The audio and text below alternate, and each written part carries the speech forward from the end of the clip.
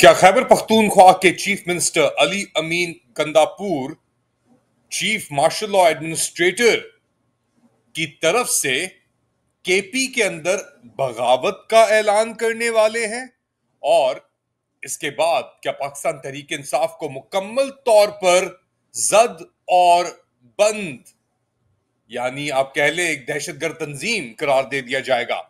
Late Ali show you के इस episode में आप सबको खुशामदीद। Do like, subscribe and share this content. एक सनसनीखेज नारा आखिरकार अली अमीन गंदापुर खैबर पख्तूनख्वा के वजीर आला ने बुलंद कर दिया है कि ये मिनी मार्शल लॉ या फुल मार्शल लॉ अब इस मुल्क के अंदर एक तरीके से आमरीत का निजाम हावी हो चुका है और इसके खिलाफ अब मुज़ाहमत और भरपूर मुज़ाहमत चलेगी।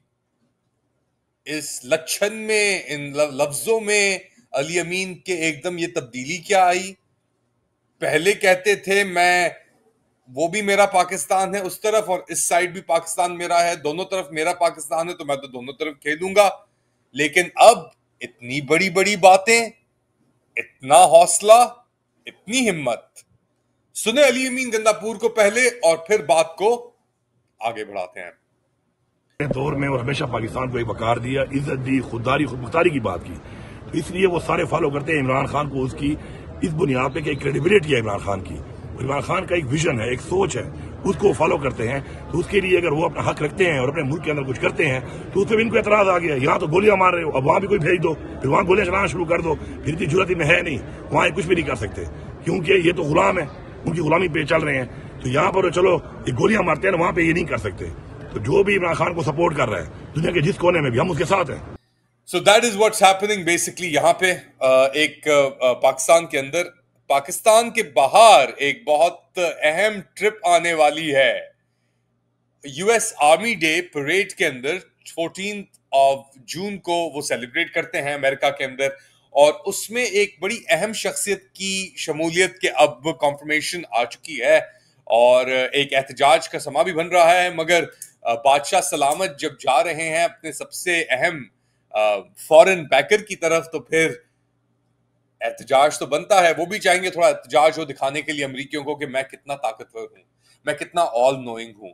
और एक हमारे जो फील्ड मार्शल हैं general Asim Munir, chief of army staff अफवाज पाकिस्तान के सरबराह, the best field marshal to win a 4-day war in world history, उनकी तारीफ के अंदर यूएस सेंटकॉम चीफ जो है commander, US CENTCOM commander chief नहीं है, जनरल माइकल कोरेला, उन्होंने पाकिस्तान के साथ जो अमेरिका के ताल्लुकात हैं और जो कार्रवाइयां हैं दहशतगर्दी को लेकर दुनिया भर में, उसकी बड़ी ही तारीफ की है और कहा है कि पाकिस्तान ने दहशतगर्दी का मुंह तोड़ जवाब दिया है बलूचिस्तान के अंदर और दाइश खोरासान के खिलाफ। और ये सब बातें हाउस आर्म सर्विसेज कमेटी की हियरिंग के दौरान वॉशिंगटन डीसी में जनरल कोरेला ने कही और कहा कि जी पाक अफगान बॉर्डर के अंदर भी बहुत हाई वैल्यू टारगेट्स पकड़े हैं और फिनोमिनल पार्टनरशिप है, यानी अजीम एक हमारी पार्टनरशिप है पाकिस्तान के साथ, इस्लामाबाद के साथ, और दाइश को लेकर और कई चीजों को लेकर। तो सुने जरा क्या कह रहे हैं जनरल कोरेला पाकिस्तान की तारीफें करते हुए। But ours will tell you that, I mean, since 2024, the beginning, Pakistan had over 1,000 terrorist attacks in the western area, killing about 700 security and civilians and 2,500 wounded. They're in an active counterterrorism fight right now, and they have been a phenomenal partner in the counterterrorism world. The writing is on the wall.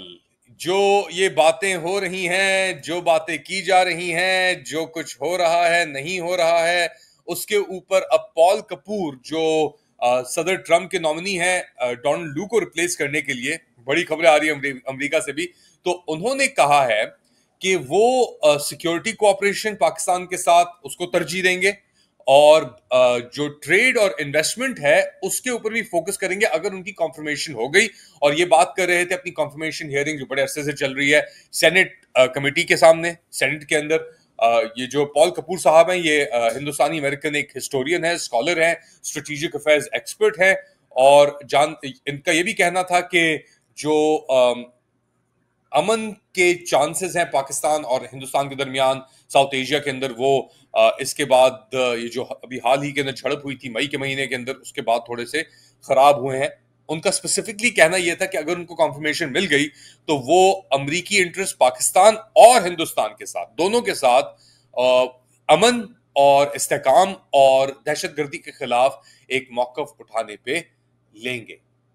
अब सवाल सवाल पे सवाल, कैसे सवाल, क्यों सवाल? जब एक मुल्क के अंदर आग लगी हो तो फिर वो मुल्क किस तरह बुनियाद बन सकता है खित्ते में आग बुझाने के लिए? और वो आग अब रीजन में फैल चुकी है और इस आग को तरजीह देने के अंदर अमेरिका का हाथ अब बहुत वाज़ेह तौर पे सामने आ गया है। और ये बात अब इंडिया के अंदर भी बहुत महसूस की जा रही है, फील की जा रही है कि यार America is not a reliable partner. हमसे रिलायबिलिटी की बातें तो अमेरिका बहुत करता है, मगर इवेंचुअली वही करता है जो उसके मुफाद में होता है। और सिक्योरिटी लेंस और ट्रांजैक्शनल मफाद पाकिस्तान के साथ अमेरिका के बहुत अरसे से चलते आ रहे हैं। बेसिकली ये तोशिखाना 190 मिलियन पाउंड केस, जो भी आप कह लें, इसके ऊपर समात होनी थी इस केस की, और डायरेक्शंस आने थे यार क्या करना क्या है, जो आपने इन लोगों को पकड़ के बंद करके रखा हुआ है, इसके ऊपर किस तरीके से प्रोसीड करना है। तो अब प्रिजाइडिंग जजेस जो थे ये 190 मिलियन पाउंड केस के ऊपर, वो छुट्टी पे चले गए हैं, लीव पे चले गए हैं। सही है भाई जिसका कोर्ट है वही जाने। तो इस केस के अंदर क्या हो रहा है, ये लीव्स क्यों इतनी चल रही हैं? अलीमा खान जो बहन है इमरान खान की, उन्हीं की जुबानी सुन लें। सिर्फ तारीख इमरान खान का केस सुन लें, नहीं सुनने को तैयार। आज भी देखें, हम 2 घंटे 2.5 घंटे से यहाँ बैठे हुए हैं, सिर्फ ये कह रहे हैं कि आपने आज तारीख दी थी। पता चलता है जी एक जज ही छुट्टी पे चला गया। इनकी हिम्मत ही नहीं हो रही है केस सुनने के लिए। सारी दुनिया देख रही है कि आपने इमरान खान का और अपनी अदलिया का तमाशा बनाया हुआ है। अच्छा, ये सब कुछ हो रहा है 190 मिलियन पाउंड केस के ऊपर। अली अमीन गंदापुर बगावत की धमकियां दे रहा है, किसके कहने पे वो भी हम जानते हैं, क्योंकि मोहरा तो मोहरा ही रहेगा ना। और ऐसे वक्त में बगावत की धमकी, तो पिछले 1 साल से जो मिलिट्री इस्टेब्लिशमेंट के टाउट्स हैं वो इस चीज की तैयारी कर रहे हैं कि एक बार यहां पे बगावत की अनाउंसमेंट हो हमारे खिलाफ तो हम इनको भी उसी तरीके से लपेट दें जिस तरीके से हमने पूरा निजाम लपेटा है। एक और May 9 फॉल्स फ्लैग की तैयारी, एक ग्राउंड वर्क किया जाए। निजाम, कोई भी निजाम एक साथ कोलैप्स नहीं होता। कोलैप्स होने में भी, तबाह होने में भी बड़े मरहले और प्रोसेसेस चलते हैं। अगर 10 कदम आगे जाते हैं तो फिर 2 कदम पीछे भी आते हैं। और ये गोरख धंधा, ये नाटक जब तक चलता है, जब तक एक रॉक बॉटम हिट नहीं होता। और हमने ये बड़े सिस्टमिक कोलैप्सेस में मैंने जाती तौर पे देखा है। एक तरफ कोलैप्स में देखा अफगानिस्तान में, जब अशरफ गनी की हुकूमत भाग गई।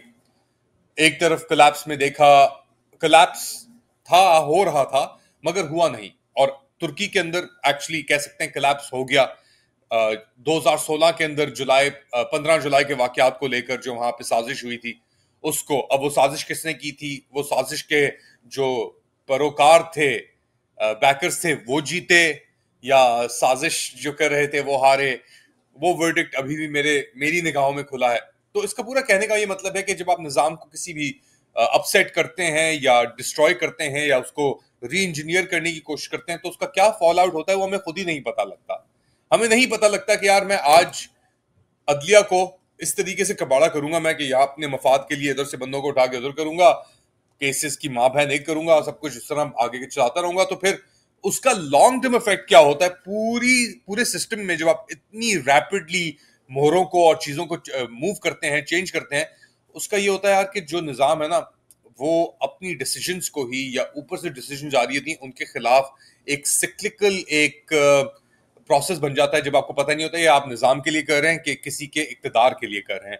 और ऐसा ही कुछ हो रहा है लाहौर के एक ATC के अंदर, जहां पे एक बैक एंड फोर्थ चल रहा है कि जी किसी तरीके से और बेइज्जती कराई जाए और नीचा दिखाया जाए, नाक रगड़ा जाए इमरान खान का खाक के अंदर, कि वो मान जाए किस तरीके से यार कि बस बहुत हो गया। और एक तरफ डंडे ही डंडे हैं तो दूसरी तरफ एक आध गाजर की मूली भी आगे सामने खड़ी हो जाती है। गाजर या मूली, और इसी सिलसिले में एक एंटी टेररिज्म कोर्ट लाहौर के अंदर पुलिस जो रिक्वेस्ट थी पॉलीग्राफ टेस्ट की और फोटोग्रामेटिक टेस्टिंग पाकिस्तान तहरीक इंसाफ के जो लीडर की 9 मई के वाकयात को लेकर, उसके ऊपर एटीसी जज मंजर अली गुल ने कहा है कि कोर्ट ने 2 अपॉर्चुनिटीज दी कंडक्ट करने की, बट जो अक्यूज था इमरान खान उसने कोऑपरेट करने से मना कर दिया। तो अब कोई गुंजाइश नहीं है कोर्ट के पास या पुलिस के पास के इस रिक्वेस्ट को आगे बढ़ाएं। इमरान खान के जो काउंसिल थे सफदर साहब मेरे ख्याल से, उन्होंने कहा कि ये इसकी कोई बुनियाद नहीं है, ये सियासी इंतकाम के लिए लिया जा रहा है। और अब कोर्ट ने ऑफिशियली इन्फॉर्म कर दिया है इमरान खान साहब की लीगल टीम को कि एडजर्नमेंट हो गई है। और खालिद यूसुफ चौधरी, सलमान सफदर नहीं सॉरी, रिप्रेजेंट कर रहे थे साबिक वजीर आजम को, और कंफर्म किया गया कि बेसिकली जुलाई तक ये तोशाखाना 2 केस की जो हियरिंग है ये आगे बढ़ा दी जा चुकी है। अब अडियाला जेल के अंदर ये सब ये नाटक टोपी ड्रामा हो रहा है, कोई कोर्ट तो है नहीं। तो आप खुद ही अंदाजा लगा लें कि ये लोग जाके अभी बाहर आए कहते हैं कि हम एक आजाद मुल्क हैं। बिलावल भुट्टो जरदारी कहता है कि हम मुजामत और इख्तिलाफ नहीं चाहते, हम चाहते हैं कि मिल बैठ के इंडिया के साथ बात करें अमन की। जब अपने मुल्क के अंदर तुम अमन नहीं चाहते तो बाहर जाके किसके मुंह के ऊपर तुम किस मुंह से कह सकते हो कि यार हम अमन चाहते हैं? आप लोग क्या समझते हैं बताएं मुझे कमेंट सेक्शन में। Do like, subscribe and share this content. 14 जून को एहतजाज है एक बहुत बड़ा, एक आमद है बहुत बड़ी, उस पर आप क्या जाएंगे? उसका ही मुझे बताएं, ये किस तरीके से सपोर्ट करेंगे तो। अपना ख्याल रखिएगा। अल्लाह हाफिज।